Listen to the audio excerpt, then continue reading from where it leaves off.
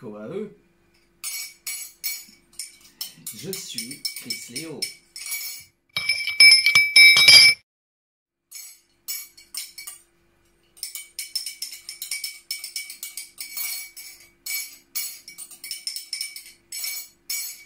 Alors aujourd'hui, je tenais à partager mon témoignage à propos de mon expérience avec l'eau froide. Alors, oui, il faut savoir que ouais, je me douche à l'eau froide. Oui, je me douche à l'eau froide, mais c'est-à-dire que je ne mets pas d'eau chaude. Hein, c'est vraiment, j'ouvre uniquement le robinet d'eau froide. Et je voulais partager mon témoignage de mon expérience et de ce qui m'a amené à faire ce choix.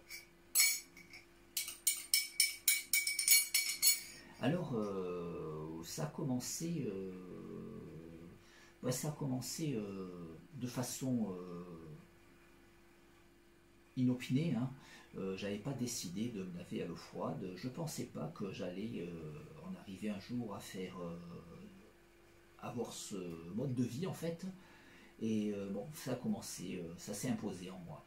Mais ce qui s'est passé, c'est que il y a eu des problèmes.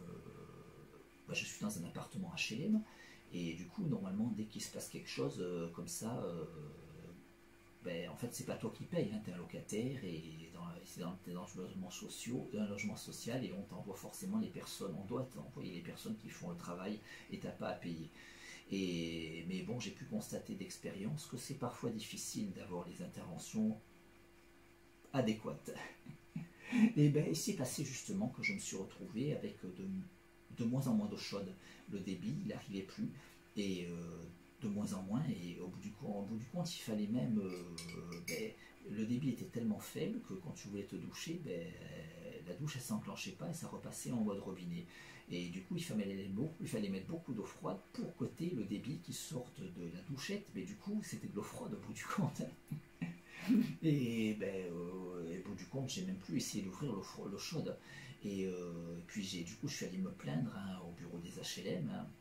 Et puis en fait, il y a d'abord comme on a une chaudière, on a l'entreprise qui s'occupe de la chaudière, qui est payée par les HLM, qui a fait un devis par rapport à ce qu'il fallait faire. Et oui, parce qu'ils ont diagnostiqué que c'était pas la chaudière, mais que c'était les tuyaux. Mais eux, ils pouvaient s'en occuper, les tuyaux qui ramènent l'eau chaude de la chaudière jusqu'à la salle de bain. Et aussi jusqu'à la cuisine, parce que ça n'arrivait pas non plus à l'évier l'eau chaude. Et ça arrivait nulle part en fait, il n'y avait plus d'eau chaude. Mais oui, parce que d'abord le débit était faible, mais en même temps, vu ce que j'ai expliqué, on comprend que c'était tout comme s'il n'y en avait pas du tout. Mais après, il n'y en avait plus du tout. Et oui, en fait, les tuyaux s'étaient énormément entartrés, et voilà, l'eau chaude ne passait plus. Et du coup, en fait, apparemment, les HLM ont trouvé que l'entreprise qui s'occupait de la chaudière, qui proposait de faire le travail sur les tuyaux, était trop cher. Du coup, ils m'ont envoyé un plombier qu'ils ont choisi eux-mêmes, je sais pas exactement. Je ne sais pas exactement ce plombier, est-ce qu'il était employé par les HLM ou est-ce qu'il était à son compte. C'était un peu bizarre quelque part, tu avais presque l'impression d'un travailleur au noir. Hein. Je ne veux pas être médisant, mais c'était bizarre. Et d'ailleurs, il savait pas, il était illettré, voire limite analphabète. Je ne veux pas être méchant, mais voilà, mais c'était assez bizarre. Ouais, c'était assez bizarre, oui, parce qu'il me faisait remplir les papiers et tout ça, il me dictait, parce que j'ai vu qu'il savait. Voilà. Bon, je voulais pas être méchant, hein, j'étais gentil. Hein, mais ce qu'il y a, c'est que ça a mal évolué. Hein. Ouais. Et au bout du compte, tu veux être gentil, mais au bout du compte, c'est toi qui payes. Ouais, c'est toi qui payes les conséquences. Et alors, ce qui s'est passé, c'est que le plombier, déjà, il y a le moment où je me suis plaint et qu'après ils ont fait faire le devis à l'entreprise pour la chaudière, et puis le temps qu'ils répondent, qu'ils disent que c'est trop cher, ça a fait traîner déjà. Mais le temps qu'ils m'envoient leur plombier parce qu'ils ont trouvé que l'entreprise de la chaudière était trop chère, ça a encore fait traîner. Puis le plombier aussi, une fois qu'il a mon numéro, au lieu de téléphoner et de venir, il venait sonner au parlophone. Et si j'étais pas chez moi, il me téléphonait et il disait qu'il était devant ma porte et qu'il attendait que je vienne. Mais le fait, c'est qu'il me prenait pas de rendez-vous et du coup, j'étais parfois trop loin pour venir. Et du coup, je lui disais, mais donnez-moi rendez-vous. Et j'ai eu du mal à pouvoir être là. Moi, je suis pas souvent absent, mais le gars, il s'obstinait à venir sans prendre rendez-vous. Et fatalité, à plusieurs reprises, j'étais pas chez moi. Bon, il a fini par pouvoir venir et faire le diagnostic. Et puis après avoir fait le diagnostic, il fallait qu'il revienne avec les tuyaux pour les changer. Oui, parce qu'il allait me changer tous les tuyaux de l'appartement. Et puis, au bout du compte, pareil, il a fait pareil pour poser les tuyaux. Il appelait, il était devant ma porte et moi j'étais pas là, mais il m'avait pas donné rendez-vous. Et bon, voilà, encore une fois, je suis pas souvent absent, mais bon, fatalité, le gars s'il vient systématiquement sans prendre rendez-vous, il peut aussi arriver à un moment où je suis pas là. Et du coup, un jour, bon, il a pu arriver que j'étais là, parce qu'à aucun moment il a compris qu'on pouvait prendre rendez-vous, hein, parce que moi, il me donne un rendez-vous, je me débrouille pour être là. Et ben oui, et il est venu, il avait tous les tuyaux pour changer tout l'appartement, il a changé de la chaudière jusqu'à l'évier, et là ça fonctionnait très bien, du coup j'avais l'eau chaude à l'évier. Et après, il est allé faire un test à la salle de bain, il m'a dit « Ah non, non, mais là non, c'est pas ça, là il faut pas changer les tuyaux, hein, les tuyaux là ils sont bons, là il faut faire intervenir une autre entreprise qui s'occupera des robinets, c'est les robinets. » Alors du coup il me donne le numéro de l'autre entreprise, et bon lui c'est plus censé le voir, c'est là qu'il m'a fait remplir les papiers parce que j'ai vu qu'il savait pas écrire, et bon j'ai mis plutôt, ouais, ouais. Et puis je devais le noter, je l'ai bien noté parce que j'ai fait confiance, et, euh, et puis... oui, et puis l'autre entreprise est venue et l'autre entreprise, ben, le gars il a constaté que non, c'était pas les robinets, que c'était vraiment les tuyaux et il m'a dit de rappeler le premier. Et ça a été pareil, encore une fois, j'arrivais pas à la voir, et au bout d'un moment j'ai baissé les bras. Et bon, déjà ça faisait un moment que je me lavais à l'eau froide, enfin, je n'allais pas rester sans me laver, hein. Et puis j'ai baissé les bras, j'ai arrêté du coup, parce que je suis allé plusieurs fois me plaindre au bureau des HLM, parce que lui, j'arrivais pas à le faire venir en lui téléphonant. Et puis d'abord il venait systématiquement sans prendre rendez-vous, et là il est plus tombé à des moments où j'étais chez moi. Et puis après, il essayait plus de venir, et puis j'arrivais pas à le faire venir en lui téléphonant. Du coup, je suis allé me plaindre au bureau des HLM, et ça avançait pas. Et au bout d'un moment, bah, j'ai baissé les bras, j'avais pas que ça à faire. Il y a des gens qui me disent ah, moi je serais allé tous les jours me plaindre, mais moi, je veux faire d'autres choses dans ma vie qu'aller me plaindre au bureau des HLM. Et si c'est tous les jours que tu vas te plaindre, bah, du coup je me suis dit bah, c'est bon, hein, je m'habitue à l'eau froide, ça faisait déjà un moment que je me lavais à l'eau froide, du coup je m'habitue à l'eau froide.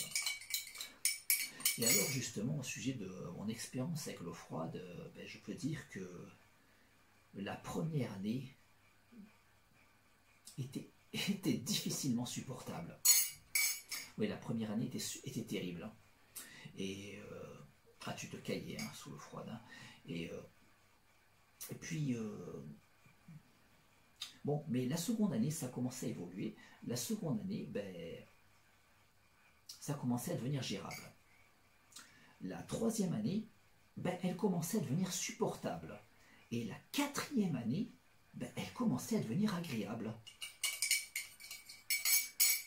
Et puis, au bout du compte, il s'est passé que à un moment, il y a quelque chose qui a pété chez moi. Il y a eu un dégât des eaux qui a été fait à la voisine du dessous.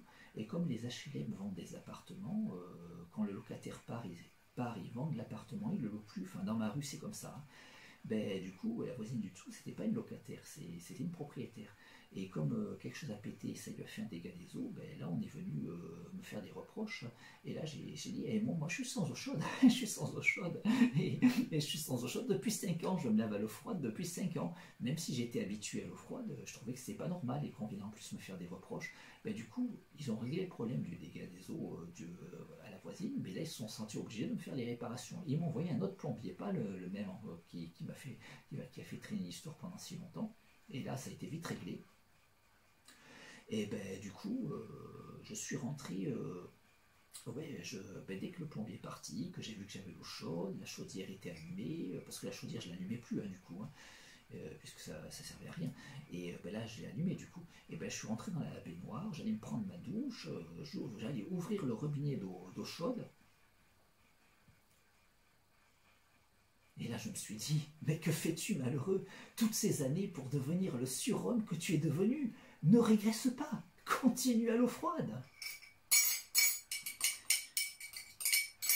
Alors ouais, ben, du coup, j'ai continué à l'eau froide et j'ai fini par laisser ma chaudière en permanence éteinte. Et du coup, voilà, maintenant ça fonctionne, il y a l'eau chaude, mais moi, quand il vient des amis, que j'héberge des amis pour la nuit, ben, j'allume la chaudière, ils peuvent se laver à l'eau chaude, mais moi, voilà, quand je suis seul chez moi, la chaudière est éteinte, je me lave les mains à l'eau froide, je lave la vaisselle à l'eau froide, je me douche à l'eau froide, et voilà, et c'est tous les jours, à longueur de journée, la douche froide, c'est tous les jours, en été comme en hiver.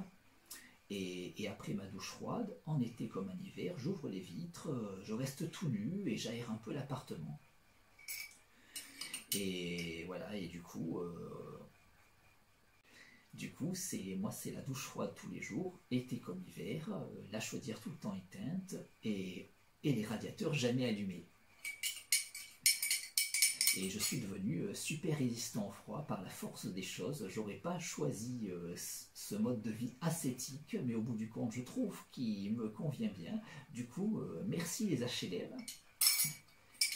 Et là, à l'heure actuelle, à l'heure où on me voit, j'en suis à 9 ans de douche froide quotidienne.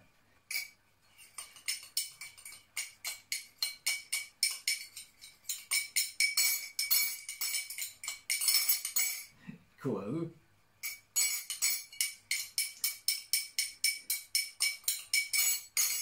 À bientôt. Quoi eux?